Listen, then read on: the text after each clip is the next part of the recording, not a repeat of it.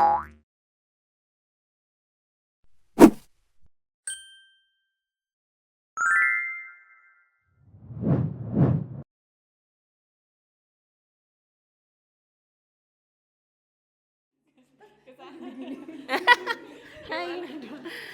Oke, selamat siang kakak-kakak yang ada di sini, kakak-kakak yang cantik-cantik. Kita udah ada di podcast Heartline sini.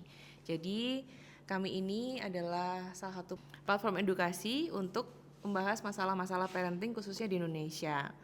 Kenalin, nama saya Cara gitu ya. Dan hari ini eh, kakak-kakak ini dari komunitas Rangkul dari Yayasan Keluarga Kita. Mungkin bisa perkenalan dulu.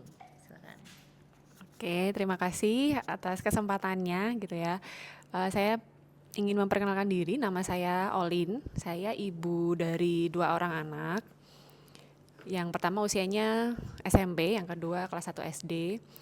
Kalau saya sendiri, saya sebenarnya juga konsultan, ya, jadi kan konselor menyusui gitu ya, konselor menyusui dan juga aktif bersama teman-teman di Rangkul Keluarga Kita ini untuk mengadakan sesi-sesi buat orang tua gitu ya, karena ya seperti tadi ya, kalau platform yang parenting atau edukasi itu kan nggak banyak ya gitu, karena jadi orang tua tuh nggak ada sekolahnya gitu ya. Oke, kurang lebih seperti itu. Oke. Ya, terima kasih Bu Cara dan teman-teman. Sebelumnya terima kasih atas kesempatan yang diberikan ya. Jadi terhormatlah buat kita ya, kehormatan bisa berbagi di sini. Nama saya Yusinta, saya ibu dari 3 anak, 2 diantaranya udah dewasa muda, kuliah di luar kota, jadi ceritanya kesepian nih ya. Kemudian yang bungsu masih duduk di kelas 9 SMP Negeri Surabaya. Saya tergabung dengan Rangkul ini di tahun kira-kira 2020, ceritanya angkatan pandemi ya Kak Olin ya. Waktu itu kita lagi mode online semua dan gabut ya waktu itu. Beruntung diperjalankan ketemu dengan komunitas Rangkul ini. Jadi agak nyesel juga kenapa nggak dulu-dulu. Karena selama berjalan dengan Rangkul ini menurutku adalah sebuah mitra pengasuhan yang beneficial gitu ya. Jadi ibarat kata rawat jalan gitu supaya tetap kembali ke jalan yang benar gitu ya. Karena di perjalanan juga ada mal-mal praktik tentu saja yang tetap kita masih saja kita lakukan dan butuh pengingat dari waktu ke waktu. Gitu Bu Cara. Ya. Selamat siang semuanya, perkenalkan saya Laila. Saya tante dari beberapa keponakan, belum menikah. Kenapa bergabung dengan Rangkul? Awalnya iseng, karena awalnya tuh saya pertama tuh baca bukunya Bu Ella, Bu Najla Shihab, itu kebetulan bukunya kok menarik banget. Terus mengikuti sosial medianya beliau, tiba-tiba kayak diarahkan gitu ada pendaftaran Rangkul. Akhirnya daftar lah, ternyata wah pertamanya saya tuh kayak clueless, apa sih Rangkul itu? Terus ternyata banyak sesi, ngadain sesi-sesi, dan awalnya saya nggak pernah ikut sesi, makanya kayak terkejut banget waktu ikut. Ternyata recharge banget buat saya, karena istilahnya tuh kayak bekal saya sebelum punya keluarga sendiri kan. Ya itu alhamdulillah saya banyak bersyukur sekali bisa bergabung sama Rangkul itu akhir 2023 lalu, dan banyak hal positif juga bareng kakak-kakak yang positif juga, alhamdulillah. Oke, berarti saya termasuk yang belajar juga ya, karena anak saya masih kecil-kecil, masih usia TK biasanya. Karena kan parenting itu kan never ending learning ya. Jadi perjalanan yang nggak akan ada habisnya sampai kita ke liang lahat gitu. Serem banget ngomongnya. Katanya gitu. Novita Tanti, the hardest job in love. Oke, hari ini kita mau bahas sedikit salah satu seupil dari kegelisahan parents. Banyak ya kegelisahannya tuh. banyak banget gitu. Masalahnya yang paling basic sih, termasuk kayak sendiri kan di rumah anak-anaknya masih kecil-kecil nih, masalah batasan. Nah, masalah batasan di keluarga, kesepakatan bersama nih, bisa diceritain nggak kakak-kakak gimana kesepakatan bersama tuh seperti apa sih itu gitu, dan contoh-contohnya seperti apa? Silakan duluan. Oke, mungkin sebelum berangkat ke kesepakatan bersama gitu ya, kenapa sih kesepakatan bersama itu menurut kurikulumnya kami keluarga kita itu penting gitu, karena kalau kita dulu kan mungkin angkatan kita ya gitu, atau mungkin sekarang juga masih itu pakainya peraturan ya, selalu peraturan itu selalu satu arah gitu ya, jadi sifatnya kan apa ya, doktrin, kemudian ya instruksi gitu. Nah, kenapa kesepakatan, namanya kesepakatan artinya ada dua belah pihak yang sepakat gitu. Dan kami merasa bahwa ya di kurikulum kami itu kesepakatan bersama itu adalah salah satu alat untuk disiplin positif. Apakah ada disiplin yang tidak positif gitu ya? Disiplin ada. Artinya disiplin yang positif ini sesuatu yang memang datang dari faktor internal si anak gitu ya. Kan ya kita kalau apalagi ya pengasuhan di masa saya itu kan semuanya serba yang melakukan sesuatu karena takut dimarahin ibu misalnya atau ini karena disuruh sama ayah gitu. Jadi tidak ada faktor internal. Ketika tidak ada faktor internal ini, maka dia ya melakukan sesuatu ya hanya karena itu aja gitu. Nah, di kesepakatan bersama ini ada unsur dorongan internya itu ya, karena orang tua sama anak itu duduk gitu ya untuk membuat si kesepakatan ini. Jadi kesepakatan ini disusun nggak cuma sama orang tuanya aja, tapi juga bersama dengan anaknya gitu ya, duduk bareng. Jadi dan diskusi juga apa saja atau hal-hal apa saja yang disepakati gitu. Misalnya contohnya anaknya masih usia berapa ya? Usia 4 sama 6 tahun. 4 sama 6. Biasanya apa yang paling menantang dari usia segitu? Kalau Rutinitas mungkin? biasanya sih kalau kayak rutinitasnya kayak kalau mau makan snack harus makan nasi dulu. Oke. Atau kalau mau pegang iPad harus beresin mainan dulu gitu. Ya, jadi yang sifatnya sehari-hari gitu ya, atau ya misalnya bangun pagi misalnya gitu. Kalau dulu kan kita pakai peraturan tuh jam 6 misalnya gitu bangun atau misalnya subuh atau apa. Nah, hal-hal yang menantang inilah yang harus jadi yang disepakati duluan gitu misalnya. Jadi mungkin bikin list dulu apa sih yang kita tiap hari itu kita berantem terus misalnya, atau apa yang bikin setiap pagi tuh kayaknya setiap pagi tuh kayaknya tuh bikin pusing nih apa sih. Nah, itu dulu yang kita list, lalu itu yang akan dibahas bersama dengan anak-anak gitu. Jadi misalnya kayak tadi misalnya makan snack dulu, kalau menurut anak-anak tuh kapan sih waktu yang tepat misalnya seperti itu. Jadi unsur-unsur apa yang sepakati ini juga harus jelas gitu ya sebenarnya itu. Mungkin Mbak Leo bisa nambahin. Ya. Kalau usia 4 sampai 6 tahun itu semestinya sudah bisa diajak berdiskusi ya. Jadi kenapa seperti Kak Olin sampaikan tadi, kenapa namanya kesepakatan bukan peraturan? Karena kesepakatan sepakat, artinya banyak pihak terlibat. Di situ banyak banget manfaatnya. Jadi anak-anak terbiasa menyampaikan pendapat secara runtun, bergantian, memberi kesempatan pada orang lain untuk mengungkapkan pendapat, mendengar dan berbicara yang baik. Jadi banyak sekali proses yang terjadi di sana. Dan tentu yang penting itu fleksibel kalau menurut aku ya. Jadi fleksibel artinya karena mereka banyak mengemukakan, kita banyak mendengar. Jadi Tuhan menciptakan kita 2 telinga dan 1 mulut ya. Tentu porsi mendengarnya harus lebih banyak gitu. Dan anak-anak juga merasakan berempati gitu. Oh, kalau ada kamu melanggar ya, ini akan terjadi proses berpikir di sana. Critical thinkingnya juga kita asah. Kemudian dia juga akan menilai, dia akan berusaha self refleksi ya. Wah, aku ini juga nggak benar ya kayak gini. Jadi menurut aku penting banget untuk melakukan diskusi. Tentu ini lagi Kak Olin bicara, jangan terlalu banyak juga. Jadi menurut aku kalau terlalu banyak, itu semua jadi tidak meaningless jadinya ya. Jadi poin-poin yang penting. Yang dirasa sangat menantang dan penting. Iya. Misalnya nggak usah ya 5 misalnya itu udah cukup gitu ya. Jangan rombongan juga. Dan kalau dari awal tuh kita juga membahas sama anak bahwa si kesepakatan ini itu nanti akan bisa berubah gitu ya. Maksudnya bisa dievaluasi lagi nih gitu. Ini tuh bukan sesuatu yang ini nanti nih sampai kamu umur 21 akan begini. Enggak, kan pasti menyesuaikan dengan kondisinya gitu ya. Jadi misalnya nanti usianya sudah misalnya 8 tahun pasti kan juga sudah akan sangat berbeda gitu ya. Mungkin kalau Laila ada pengalaman dengan ponakan-ponakannya gimana nih? Nah, kalau dari keponakan mungkin kan karena eranya juga udah berbeda ya, kayak bergeser. Kalau dulu saya tuh kebetulan alhamdulillah dapat kesempatan buat kesepakatan ini, cuman nggak yang sejelas ada ini berapa untuk usia ini berapa cuma ngalir aja. Cuman kalau untuk ponakan saya, dia mungkin sama orang tuanya lebih dijelasin lagi. Kalau misalnya untuk main HP itu harus konsekuensinya di jam berapa, harus ada peraturannya. Kalau misalkan dia melebihi jam batas waktunya, dia akan kehilangan hak untuk apa seperti itu. Misalnya dia konsekuensi. Jadi bukan hukuman tapi diarahkannya ke konsekuensi. Jadi dia punya dorongan dari dalam dirinya untuk memberikan batasan sama kesepakatan yang udah dibuat dengan orang tuanya itu. Kebetulan keponakan saya waktu itu usianya 9 tahun. Sekarang dia udah SMP.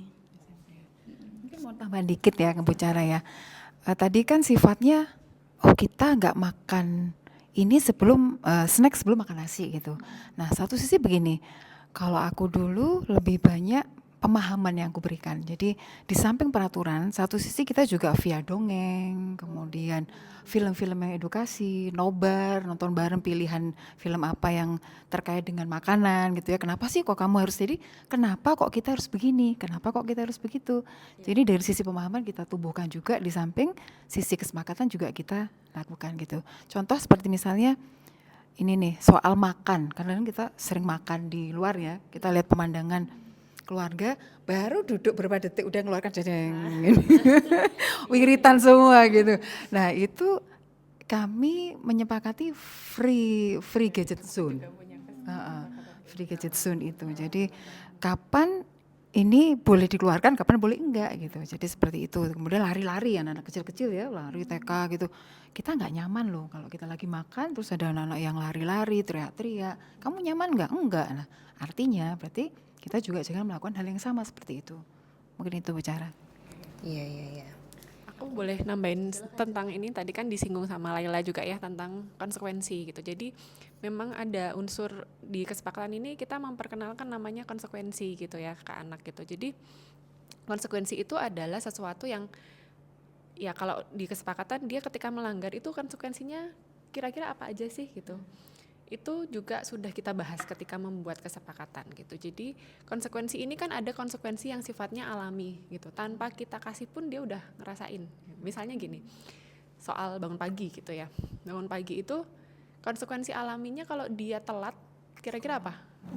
Iya, Gitu dihukum.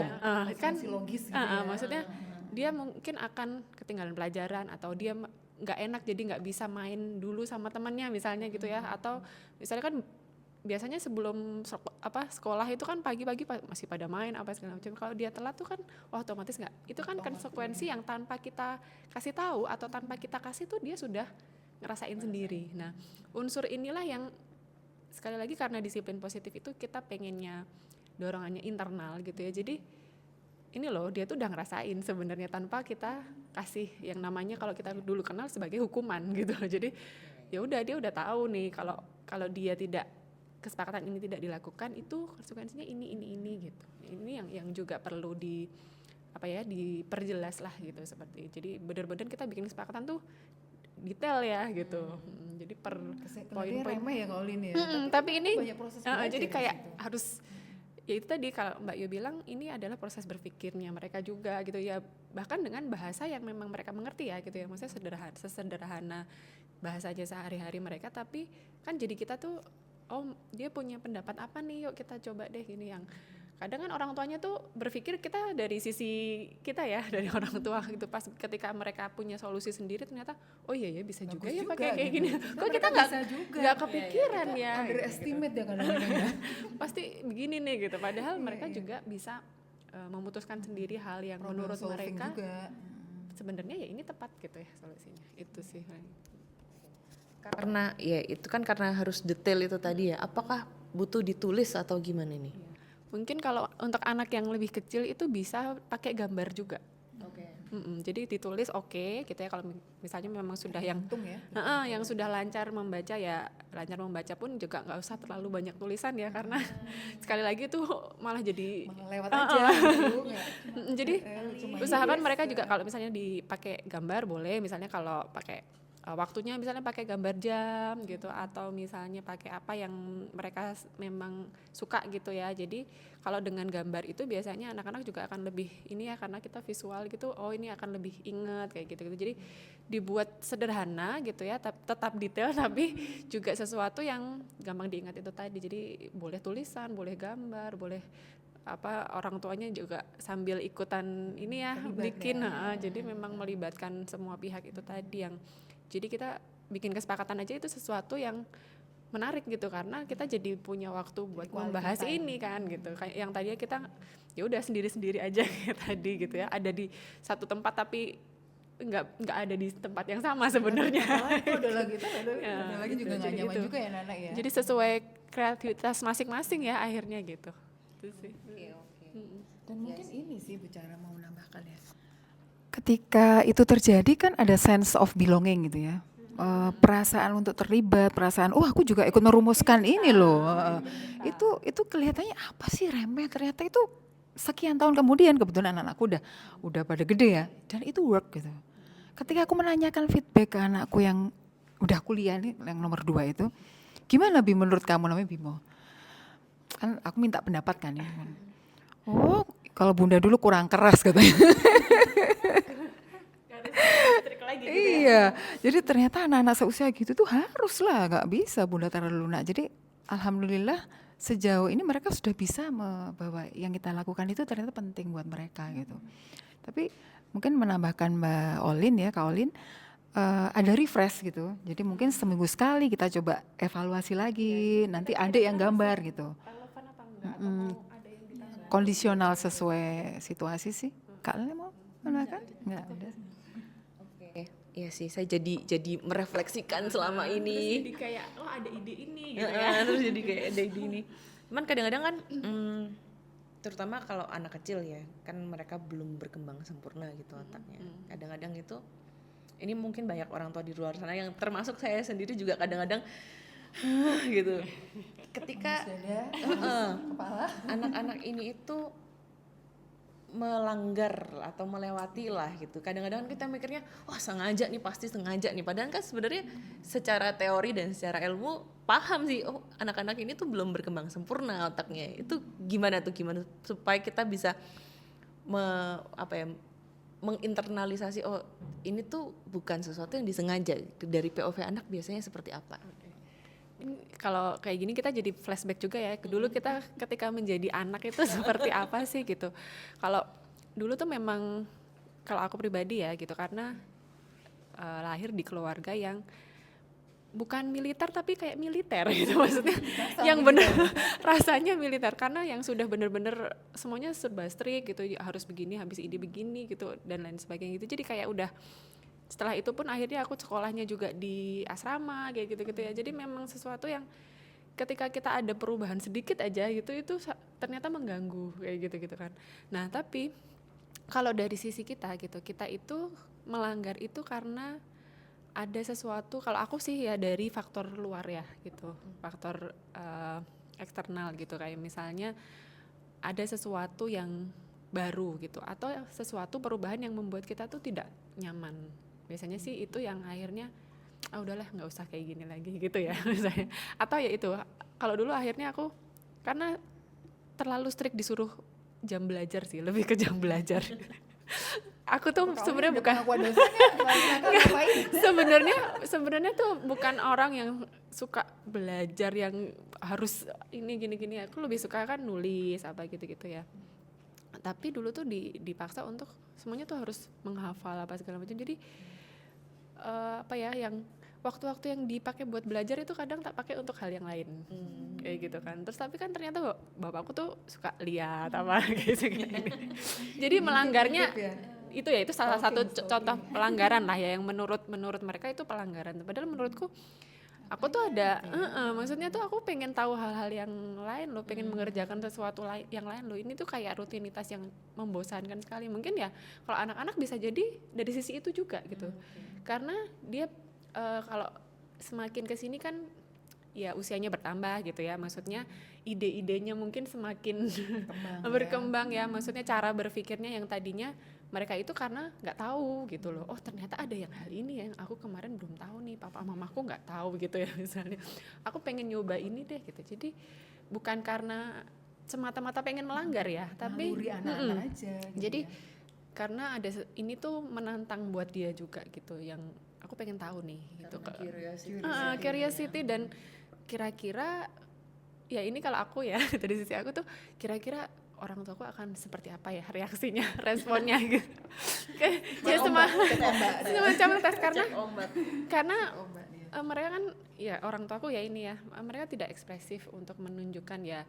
Kalau ekspresi marah itu udah pasti, tapi maksudnya untuk yang suka atau nggak suka, atau misalnya apresiasi ke kita apa itu kan kadang tidak ditunjukkan, dan itu tuh kayak kira-kira aku kalau kayak gini akan gimana ya gitu. Nah mungkin itu itu ya ini ya gitu. Nah kemudian kalau dari sisi aku yang sebagai orang tua ya, anakku pernah biasanya mereka melanggar itu dengan akhirnya kan berbohong ya gitu, karena tidak melakukan ini gitu ya misalnya ya, atau tidak sesuai kesepakatan kita, misalnya harusnya begini dulu tapi tidak dia lakukan, itu jatuhnya jadi bohong gitu ya. Nah bohong ini kenapa? Akhirnya kan aku juga, karena kalau yang anakku yang besar kan sudah bisa ini ya, apalagi sekarang remaja gitu, jadi ya karena ini aja nggak enak sama ibu gitu misalnya, atau aku takut ibu nanti gimana gitu ya. Jadi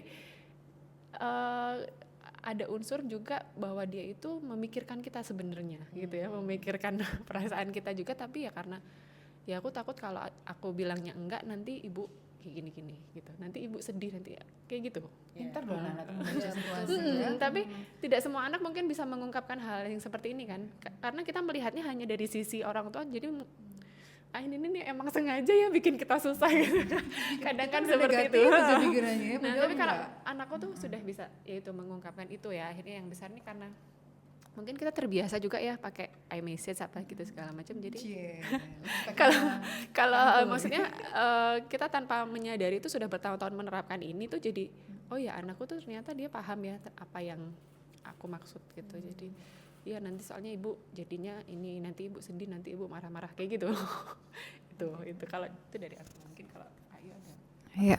ketika anaknya Banyak. Apalagi cowok-cowok dan anakku tengah itu tipikal anak tengah banget ya. Anak tengah itu kan begitu ya. Ada nggak ya anak tengah di sini?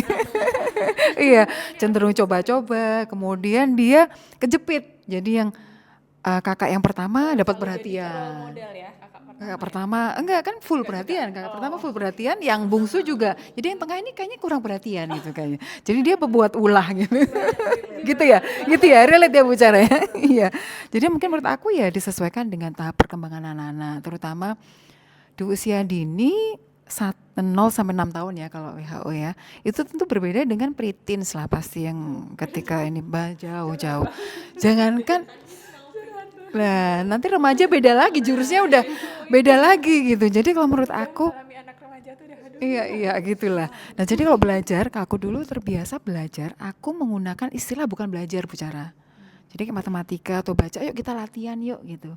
Jadi sedapat mungkin kami ya, aku dan suami tidak memberi label belajar itu sesuatu yang beban dan itu aduh ini kayaknya nih ganggu kesenangan orang aja nih. Tadinya main terus ayo belajar gitu, tanpa sengaja kita sebagai orang tua tuh melabel kegiatan aktivitas belajar itu terkotak-kotak gitu. Oh ini main, oh ini belajar. Nah itu yang dapat mungkin kami hindari. Jadi main bisa jadi belajar, iya. Jadi juga belajar juga ayo kita latihan. Kamu sehari ketika udah anak udah gede ya SD ya, kamu sehari komitmen berapa ini nih, berapa soal gitu. Itu udah kelas 5, kelas 6 sih. Tapi jangan ditukar-tukar ya. Jadi ini Bu Cara, Kak Olin, Kak Laila. Dulu aku tuh gini, sederhana tapi ternyata work gitu. Jadi di 7 tahun anak pertama, 7 tahun kehidupan anak pertama itu perlakukan dia seperti raja. 7 tahun kedua, perlakukan dia seperti tawanan. Dan 7 tahun ketiga, seperti partner. Ternyata itu work juga kan, magic word-nya itu ya, daripada teori banyak. Bukannya sebagai raja itu bukan kita misalnya dia main gelas pecahin, oh nggak apa-apa, bukan sudah gitu ya. Tapi lebih pada cara how to say kita, misalnya, gelas ini enggak untuk mainan nak, gelas ini untuk gini. Jadi hindari kata jangan, tewel, jangan. Itu ya kami ya waktu itu ya sedapat mungkin mengurangi, meminimais kata jangan. Jadi lebih pada pengertian. Nah terjadi di 7 tahun kedua, nah kalau dibolak-balik, ketika dia sudah menjadi partner dan kita menggunakan banyak kata jangan, pasti akan jadi pemberontakan. Nah sebelum dia fase ketiga, fase 7 tahun kedua itu ya kalau mau galak-galak boleh deh gitu. Makanya anak aku bilang yang si Bimo tadi, Bunda kurang galak itu di 7 tahun kedua. Padahal saya udah pakai sabuk loh dulu. Sangar ya, gahar ya. Kita tuh emang di keluarga kita juga mengenal ya, maksudnya setiap apapun gitu ya, yang pengen kita lakukan ke anak itu selalu melihat tahap perkembangannya gitu. Jadi tahap perkembangan itu kan ya baik sosial gitu ya, kemudian ya emosinya, fisik apa segala macam, itu aspek-aspek yang kita tuh harus lihat. Misalnya anak kita di usia segini harusnya itu dia kemampuan kognitifnya udah begini, tapi dia belum. Kira-kira apa nih ya yang harus dikejar gitu. Nah, ini juga mempengaruhi kita bikin kesepakatan kayak gitu-gitu ya. Maksudnya kayak kalau misalnya dia belum bisa, ya tadilah contohnya misalnya belum bisa baca terus tiba-tiba harus bikin yang pakai tulisan panjang banget ya buat apa gitu kan. Akhirnya kan jadi nggak paham kayak gitu. Tapi ya jadi itu balik lagi ke apakah sesuai sama tahap perkembangannya gitu ya, apakah itu tadi kalaupun melanggar itu juga sebenarnya karena sebenarnya memang di usia dia mungkin butuh ini ya tantangan baru kayak gitu kan. Kita tuh seneng challenge ya sebenarnya gitu, seneng untuk melakukan sesuatu yang menantang. Oh ternyata ketika aku melakukan ini tuh akan begini ya gitu. Ya kita fasilitasi ya, Iya. kalau ya, kita wadahi Betul. dan diarahkan itu justru. Iya. Oke. Kalau itu terjadi gitu, melanggar, melewati, mengingkari kesepakatan yang sudah dibikin, gimana nih supaya cara pendekatannya untuk mengatasi itu kayak gimana biasanya? Kalau dari Rangkul sendiri kan kita punya prinsip yang namanya prinsip cinta ya. Nah, salah satu yang penting di prinsip cinta itu yang ngaruh banget di saya itu N ya, nerima tanpa drama. Jadi jadi ada sendiri apa masing-masing kepanjangannya. Mungkin kalau C itu cari cara, terus I itu ingat impian tinggi, N itu nerima tanpa drama, T tidak takut salah, sama A asyik bersama. Nah, kalau misalkan asyik main bersama. Kalau misalkan di bagian yang melanggar kesepakatan ini, ketika orang tuanya udah kenal sama yang diceritakan sama Colin tadi prinsip cinta apa itu kayak tahap perkembangan seorang anak, dia pasti orang tua oh iya ya, kita ketika pakai yang N nerima tanpa drama, kita akan menerima kayak oh ya ternyata anak ini masih tahap ini, jadi kayak meskipun aku marah-marah kayak gimana pun juga mungkin nggak akan bekerja gitu. Jadi dia pun juga akan mengulangi kesalahan yang sama, tapi ketika kita bisa mengenal itu pasti oh ya udahlah ya, bukan berarti membiarkan, tapi kita menerima dulu kalau misalkan dia ada di titik ini sekarang. Nah, bisa dilanjutkan dengan prinsip cinta yang lain yang itu wow sangat mengena. Iya, berarti itu salah satu benefit ikut Rangkul. Masih di promo nih. Ini tuh bisa sambil cooling down, cinta. Karena ya itu ya, kalau kenapa C-nya itu yang pertama, karena memang ya sebagai orang tua tuh kita akan selalu cari cara terus ya gitu. Kayaknya sepanjang masa cara yang ini tuh sudah nggak bisa dipakai, ya udah kita cari cara lain gitu. Demikian juga sama sih kesepakatan, ketika melanggar terus kita harus gimana sih gitu. Nah balik lagi gitu, karena kita berangkatnya dari diskusi ya, ketika bikin kesepakatan kita ajak diskusi lagi gitu. Kita tanya dulu ya, tidak harus yang terlalu inilah ya, maksudnya kenapa kamu gini-gini langsung gitu ya. Ya mungkin kita gali dulu kenapa sih dia melakukan ini tuh, sambil ngobrol gitu ya sehari-hari ketika pas misalnya makan atau apa, kita cari dulu latar belakangnya. Karena kadang kita karena tidak paham latar belakangnya apa, kita ya melihat ujungnya aja gitu ya, melihat si pelanggarannya ini aja gitu, melihat bahwa ini tuh ada konsekuensi yang terjadi gitu, tapi kita tidak melihat apa yang dia rasakan sebenarnya, kenapa sih kamu seperti itu gitu ya, maksudnya apa yang kamu rasakan sebenarnya. Jadi selalu kita berangkat dari itu ya, apa yang dirasakan gitu, apa yang terjadi sama dia. Ya. Jadi kita tanya dulu, dan apakah memang kesepakatan ini harus diubah misalnya gitu ya, atau kita tetap menjalankan kesepakatan ini dengan beberapa adjustment misalnya ya gitu, atau ya sudah ternyata tidak perlu diubah apa-apa ya, memang kali itu aja melanggar, dia punya alasan untuk itu gitu. Jadi ini yang akan jadi pembahasan gitu ya, maksudnya belum tentu bahwa oh ini berarti harus diganti nih, oh berarti nggak usah lagi deh gitu ya, nggak juga gitu ya. Kita tanya lagi balik ya ke dia bahwa kalau menurut kamu gimana, kita masih bisa nggak menjalankan kesepakatan ini gitu. Kalau masih bisa, apa yang kira-kira mau kamu lakukan misalnya kayak gitu. Jadi itu ya. Jadi kadang-kadang Bu Cara dan kakak ya, kadang-kadang kita itu salah respon gitu ya. Jadi yang kurang tepat. Jadi misalnya memunculkan dia untuk berbohong, mungkin dia takut dia, terus kita kadang overreaksi gitu ya. Itu membuat dia, wah jadi ini aku, dia harus refleks normalnya dia melindungi diri kan, dia bohong, jurus bohongnya itu. Nah kita harus pandai-pandai menggunakan rem yang pakem cit, wah ini udah over nih. Kemudian mungkin aku pakai jurus ini Kak Olin juga, Mbak Lela, quality time, jadi ngedate. Jadi misalnya anak cowok ya, kadang-kadang dia juga ngobrol sama berdua aja dengan mamanya, kadang-kadang dia juga sama bapaknya, kadang-kadang dia juga full tim gitu. Nah itu sekali lagi jangan jadikan dia ini bintangnya, jangan kita yang bintang, dengerin ya mama ngomong ya, mama ngomong denger ya, dipakai untuk nasihat terus ya. Nah jangan. Dia merasa nggak nyaman ya. Iya. Contoh gini nih, kita respon yang keliru. Misalnya dia melakukan hal yang positif. Kan kita cenderung ya kalau kita reaksinya kalau dia lagi bad gitu ya. Misalnya dia lagi jelek, lalu negur kita. Kamu jangan gini dong, ini gimana sih bunda gini. Tapi satu saat ketika dia baik membawa piringnya sendiri ke belakang, kita lupa, oh ya wis aman gitu aja. Justru kebalik gitu. Jadi kita merespon ketika dia melakukan good things gitu. Ketika bad things ya secukupnya lah. Sok-sok menasihati diri sendiri ini sebenarnya. Sebenarnya dia butuh respon juga Iya. ya ketika apapun yang dia lakukan ya. Gitu. Ya, apresiasi lah lebih tempatnya ya. Banyak insight nih. Belum ya Pastinya padahal. baru Padahal- pemanasan ini Padahal bicara. baru. Oke. Deg-degannya habis masuk SD. Aduh. Nanti ada lagi rokok. Itu preteen stage ya itu sudah. Oh macam-macam udah banyak banget ya sekarang ya gitu. Iya, belum lagi internet. Waduh, itu Ya, jadi sama ya tadi makanya kalau bicara kegalauan orang tua gitu ya atau keresahan orang tua apa ya banyak, nggak kita bahkan nggak selesai kalau kita bahas kayak gitu kan. nyangkut anaknya, belum nyangkut yang lain-lainnya. Betul. Sekolah, lingkungan, waduh itu. Panjang lagi ya. Setiap zaman itu mengandung kebaikan dan keburukan gitu. Jadi kayak misalnya kalau tantangan sekarang kan makin menambah, tapi justru daya dukung juga makin banyak. Kayak kita misalnya menasihati anak nggak perlu kita pakai kita sendiri, karena juga pakai media. Sekarang ada 4 pilar. Kalau dulu sekarang ada 4 pilar Kak Ulin. Udah banyak ya. Fasilitas sudah banyak. Jadi ya mengimbangi lah. Itu menghibur diri sebenarnya. Supaya lebih tetap optimis. Betul ya, betul.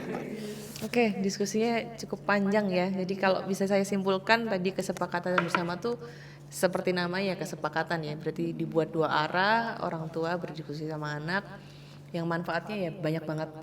Ini juga saya belajar juga, termasuk oh ternyata yang kemarin dilakukan itu kesepakatan, yang ini peraturan gitu. Sudah ada beberapa ya masih agak miss sedikit, tapi ya namanya belajar. Terus ya bisa bantu juga ternyata anak-anak bisa critical thinking ya. Juga ngelihat sih di anak-anak itu bisa lebih ekspresif.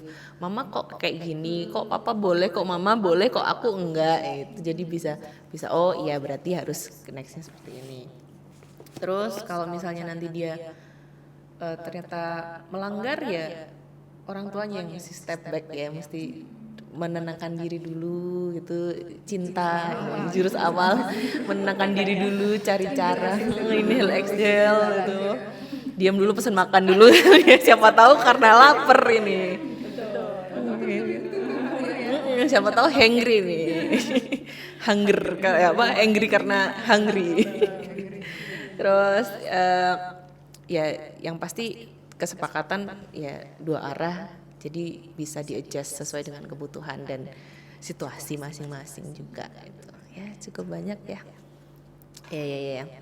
Tips lain mungkin yang belum saya ke cover tadi, mungkin ada tips tambahan lain. Mungkin informasi soal rangkul nih. Mungkin ini ya kalau tadi kan menyinggung bahwa jadi orang tua tuh kayak memang tidak ada sekolahnya gitu, tapi sebenarnya tanpa kita sadari banyak banget yang harus dipelajari gitu, karena keresahan orang tuanya aja banyak gitu ya. Makanya kenapa kalau di rangkul itu kita selalu berangkat dari usia dini gitu, karena usia dini ini titik yang kita masih bisa tadi kalau ada adjustment segala macam. Nah kita ada yang namanya 3 kurikulum yang dasar gitu sifatnya. Jadi kurikulum ini yang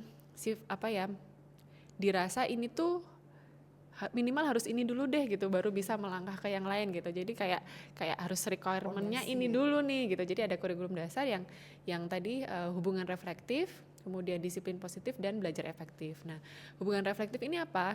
Kita sebagai orang tua ini kan berangkat dari dua latar belakang yang berbeda ya gitu. Maksudnya jadi kurang lebih begini, kita ini sudah harus ya, kalau untuk selesai sih mungkin tahapnya panjang ya, tapi kita sudah mengenal diri kita gitu ya, sebagai orang tua kita mengenal emosi kita mengenal pasangan kita, juga sudah bisa berkomunikasi baik gitu ya dengan dia, dengan mertua, dengan orang tua gitu. Jadi lebih ke kebutuhan diri kita dulu itu terpenuhi, kemudian kita baru bisa memenuhi kebutuhan keluarga kita gitu ya, keluarganya kita. Jadi hubungan reflektif ini hubungan yang selalu direfleksikan gitu ya, selalu kita ini lagi diskusikan lagi gitu.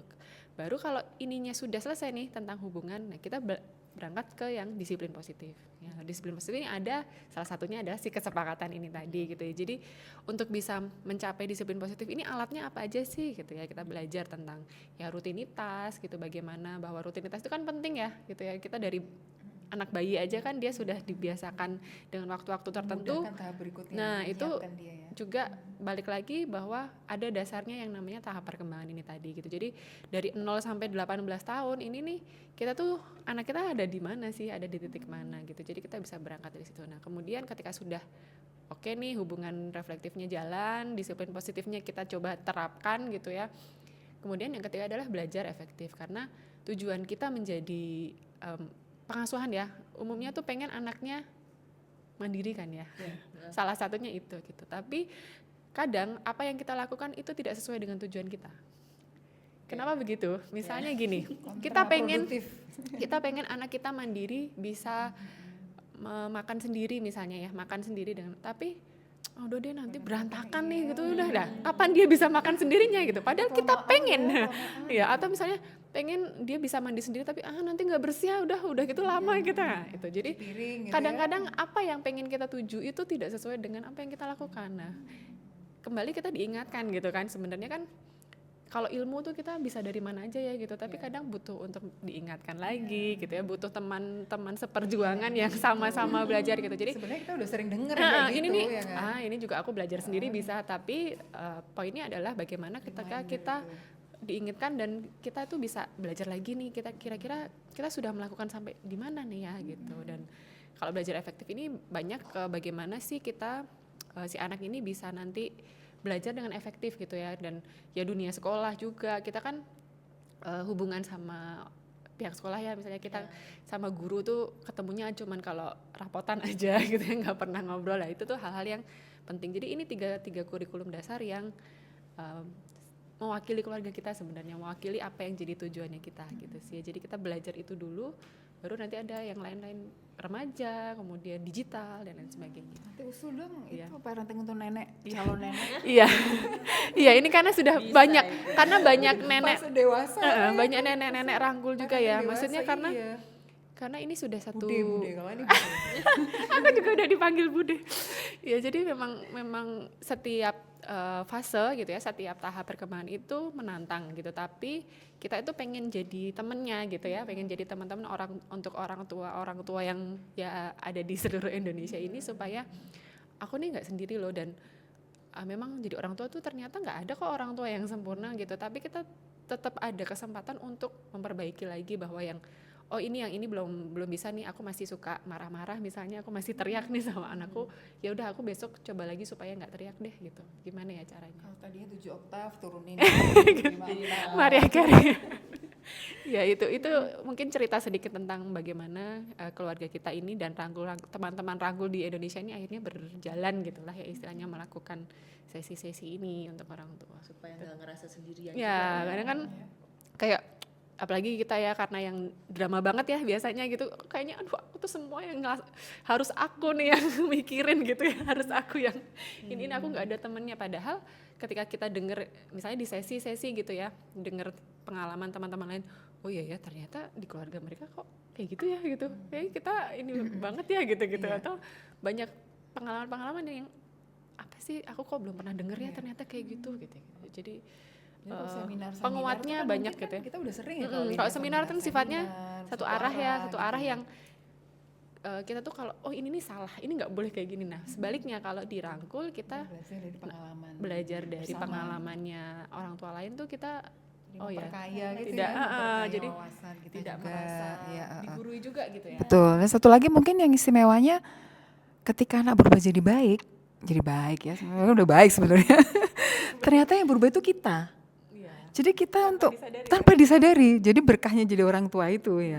Itu ternyata adalah kita juga mendidik diri kita sendiri gitu. Kita juga belajar gitu. Iya, sebenarnya si anak itu hanya merespon kok. Mereka hanya bereaksi aja atas sikap kita gitu. Iya, itu yang penting ya. Jadi kalau kita nggak ketukar-tukar gitu ya, anak yang harusnya kita gini, kita setrikin. Anak yang harusnya kita setrikin, kita waktunya, jangan nih sayang, udah gede-gede nggak waktunya lagi digituin, kita gituin, ya ketukar-tukar jadinya kan. Iya. Itu juga penting ya, sepakat sama diri sendiri. Dan itu tadi ya, karena kalau 3 anak ya tiga-tiganya ini pasti beda-beda semua kan gitu. Kita nggak bisa memperlakukan ya, maksudnya meresponnya dengan hal yang sama kayak gitu. Rok satunya keroncong, metal. Karena itu ada yang dinamakan sifat bawaan juga gitu ya, maksudnya belum tentu itu ada kita belajar juga gitu, belum tentu kalau orang tuanya begini, yang misalnya papanya begini mamanya begini, anaknya udah pasti begini, belum tentu gitu ya. Ternyata nanti akan ada beda lagi. Jadi tantangan di setiap tahap perkembangan itu juga beda. Yang misalnya sekarang aku punya anak remaja, sudah tantangannya beda lagi, yang tiba-tiba nggak ngomong apa sama sekali, terus ini aku salah apa sih? Ya. Enggak, ini baru soal ini apa, maksudnya moody apa segala macam yang baru itu. Baru internal. Maksudnya yang kayak tiba-tiba nggak tahu apa loh, kenapa sih gitu, kayaknya nggak ngapa-ngapain ya kok tiba-tiba begini. Terus kita jadi nggak apa, tapi itu juga kita bisa belajar bareng-bareng ya sama teman-teman yang dirangkul, karena kita ada kurikulum yang khusus remaja juga. Jadi belajar tentang si remaja ini yang tantangannya tuh ya sungguh gitu ya, apalagi di nah itu bukan, sebenarnya makanya kita banyak cerita ini akhirnya yang muncul bukan takut ya gitu, akhirnya adalah kalau aku pribadi sih kayak perasaan yang terbuka ininya gitu ya, pandangannya gitu, pemikirannya. Kalau khawatir jadi kekhawatiran kita selalu apapun yang ini tuh ada kekhawatirannya gitu ya. Misalnya kita marah itu sebenarnya berangkat dari khawatir loh gitu ya. Betul. Emosi dasarnya emosi, tapi semuanya yang keluar marah gitu. Atau misalnya kita merasa bersalah sama anak, yang keluar marah juga. Gitu. Itu dan ngambek sama bapaknya marah juga. Padahal sebenarnya bukan, emosinya adalah lebih ke kayak misalnya sedih gitu ya. Sedih tapi karena kita marah itu kan sesuatu yang gampang sekali untuk diekspresikan gampang diekspresikan, dan ya itu ternyata kayak misalnya anakku nggak pulang-pulang nih gitu. Pas begitu dia pulang pertama, padahal sebenarnya ibu tuh khawatir loh gitu, karena kan kakak nggak pulang-pulang gitu. Jadi itu juga kita ada ininya, materinya ya. Kalau udah remaja welcome to the club ya. Nah, kalau misalkan benefitnya juga kalau dari saya sendiri meskipun belum berkeluarga ya. Nah, ketika saya ikut rangkul ini kayak jadi jembatan buat connecting dot gitu loh. Jadi kan ketika saya jadi anak, saya kan kayak waktu jadi rangkul, waduh saya dulu ngeselin ya jadi anak, kayak pasti orang tua, pantesan orang tua saya marah. Pantesan orang tua saya marah. Ternyata ada maksud baiknya, tapi ketika saya ada di posisi itu, ya memang bawaan aku pengen tahu ini, pengen tahu itu, tapi ketika ikut rangkul jadi tahu ternyata karena ini, karena itu gitu. Jadi kepikiran sih ini kalau sama anakku ya, kayak anakku tuh kan mirip gitu ya sama aku. Ini ternyata aku dulu ngeselin juga ya ternyata gitu. Ternyata aku tuh nyebelin juga ya, Bu. Iya sama ibu kita ya. Betul. Oke. Ya kakak-kakak, untuk sesi yang kali ini sangat eye opening. Kita ketemu lagi di sesi selanjutnya. Terima kasih.